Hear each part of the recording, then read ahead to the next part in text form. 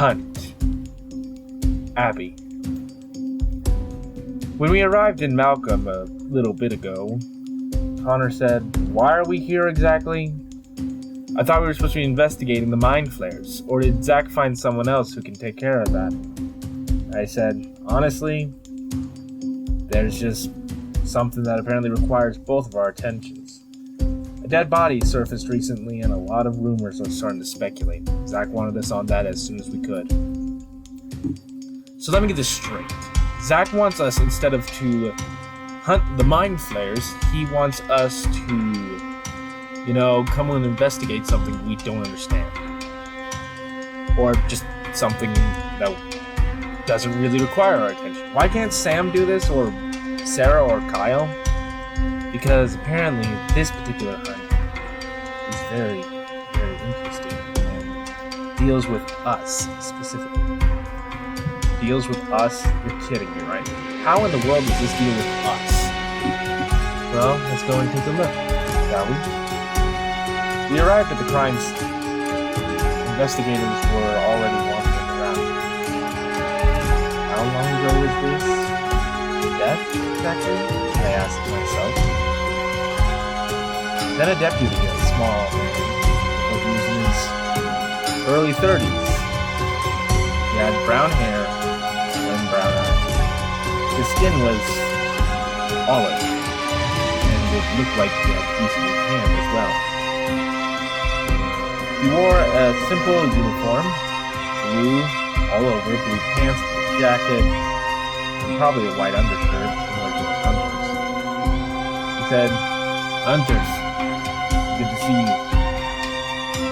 He nodded. He said, "Good to see you too." So, what seems to be the cause of death? And who is our victim? Connor added. Our victim here was named Ruth. Cause? That's still scratching my head, the deputy said. What do you mean? Take a look at the back of her skull. I'll tell you everything you need to know. Connor did as the deputy had asked, and there it was. The skull was pretty much carved out. No brain, no fluid, no nothing. I looked at Connor and he said, Any time of death that we have so far? Sometime last night. But other than that, not much. I thought to myself, how are we supposed to find evidence of a mind flare attack if we don't have any information? Her husband works about 2 blocks away. The fact that it happened so quickly. Is the body still warm? Nah, and cold. Means it happened probably around midnight, Connor added. Doesn't make any sense. Why is this happening? I shrugged. Then said, Detective, if anything pops up in your investigation, let us know. What seems to be the problem? It's just this particular hunt we have had very little experience in. We know what we're doing, but this is going to be interesting. Connor. He got up and said, What's up? I want you to head over to the husband and inform him. Inform him of Ruth's death. Where will you go? He asked. I said, I'm going to go and do a little bit of investigating around the area, see if I can find anything that was left behind by the killer. Then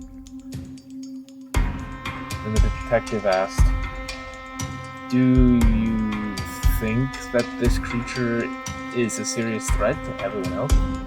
I nodded and said, As of now, there's a curfew.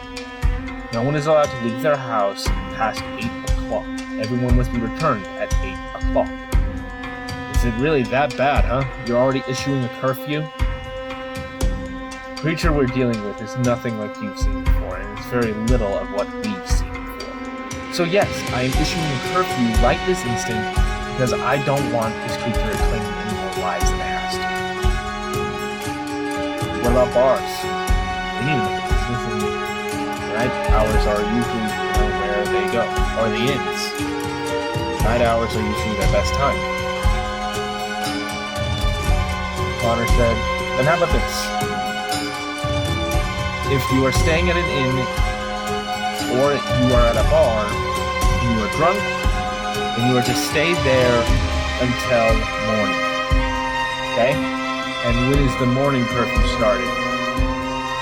Morning curfew will be 8 o'clock. I don't want anyone out of this entire city at all. This creature is very deadly and very dangerous. Any and all who find out about this creature are to report to me immediately. Connor added, yeah, if you see anything suspicious, let us know immediately. The detective nodded and said, all right, I'll have the curfew instated now. He went to go and see to that. Connor said, so, what do you think? What I think is rather simple. Let us go and hunt. If this is really a mind flayer, then we are going to be in a world of hurt. Do you really believe that? No, I don't believe anything, Connor. The facts are here. A mind flayer obviously did this, and it obviously wanted to target her. Why specifically her? I mean, think about it. Why her? Why no one else? That doesn't really answer any questions. Connor, could you please just go and talk to the father? Try and figure out what's going on. He nodded, said, where am I supposed to find this father? Or husband? Or whatever it was? Just find the husband. Yeah, that doesn't really help. Where is he? He said he works 2 blocks away? Yeah, there's a lot of things 2 blocks away. This doesn't really help. The detective returned and said, I can show you where the husband is. And then Connor nodded and went off. I looked around the area to try and find any sort of information. Because something about that crime scene didn't seem like it was appropriate. There was surprisingly very little blood. There was surprisingly very little in terms of destroyed damage. It was in a small alleyway that was pretty adjacent towards the town hall and a sewer pipe. I walked over to the sewer pipe at first and saw that there was a bit of blood on the print. I opened it up and I saw what looked like claw marks. When the blasted world is going on? I slid down for a moment until I could find anything. The walls had handprints covered in blood. This is probably where the attack happened. I have to inform Connor about this immediately. I continued to walk around for but a moment to try and figure out what paths to take. There weren't very many, and honestly not a lot of information, but it was the only information I had. A few hours passed, and I completely forgot what I was supposed to do. I saw a stranger at the end of the sewerway. I followed him. It looked familiar and distant at the same time. I ran over and couldn't find anything.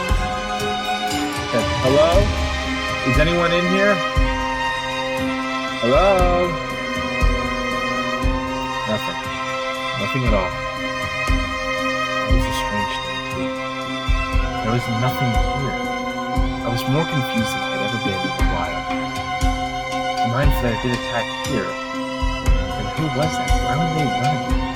It looked fairly calm. I saw the silhouette again. They were a woman. I walked over, and then they ran away again. I said, wait! It's not safe down here. I'm a hunter. I can help. I continued to make my way through the sewage. sloshed around the water that burned in my eyes. I looked around for a moment. I couldn't find anyone. I said, "Hello? Don't be afraid. I'm a hunter. I can help." I saw the stranger again. They were a good 30 feet away, and I said, "Listen, I'm not your enemy. I can get you out of this." I continued to slosh around for a moment until I found a door. Where did this door come from? I opened it. It was an exact replica of my home. My old home. My childhood home. The one that Dalen took away from me. What in the world is going on? It's definitely got the mind flayers written all over it. What is this feeling inside my chest? I couldn't fight the feeling. Was this a dream, or was I really home? I saw the stranger, this time in the light. It was my mother. Mother? Is that you? Every sense kept fighting. Something kept telling me that this wasn't right. By all my other senses, could smell this, have the sweet scent of warm dinner being prepared. My eyes weren't deceiving me. I touched the handle, and it felt like home. The stranger did pretty much nothing. Mother, I thought you died. He didn't utter a word. He said, "Mother, what is going on? You above all people should know this isn't right." She didn't utter a word again. She was at the top of the set of stairs that led into my home, and she began to walk down them. I said, "Mother, this isn't home. It's not right. It doesn't feel right." She put her hands on my shoulder. I remember this feeling.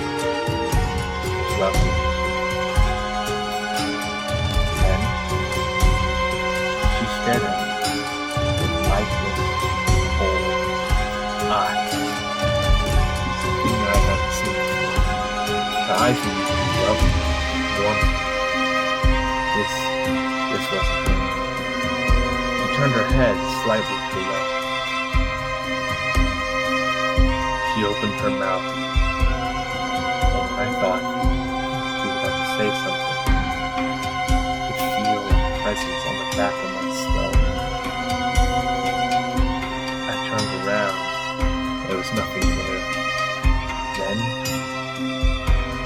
I saw her grow a few rows of teeth. I tried pushing away, but whatever was doing this knew exactly what it was doing. This strange force wrapped itself around my head, and it was pulling me closer and closer to my mother's mouth. I reached for anything at all. I grabbed one of my knives that I carried on me at all times and tried to jab at her, but it did nothing. Then I felt the force behind me, and the creature began to wail in pain. The thing that was my mother began to violently attack me as if it was an animal. I ran around for a moment, trying to grasp the situation. I threw the door open and ended up back into the sewers. I saw the creature was a mind flayer. One of its tentacles was missing where I cut it. The creature traced me with great force. I couldn't pull out my rifle in time in order to deal a quick blow. All I had to do was just run.